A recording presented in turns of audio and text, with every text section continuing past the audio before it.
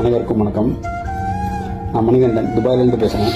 நான் பெரம்பலூர் தொகுதி 26 சட்டமன்ற தேர்தலுக்கு ஓட்டு போட என்னோட ஜனநாயக கடமை ஆற்ற நான் கண்டிப்பாக ஊருக்கு வருவேன், ஓட்டு போடுவேன். என்னோட ஓட்டு ப்ளஸ் எங்கள் குடும்பத்தில் இருக்க எல்லா ஓட்டும் தமிழக வெற்றி கழகத்துக்கு தான். தளபதி விஜய்கிட்ட ஒன்று சொல்லிக்கணும்னு ஆசைப்படுறேன்.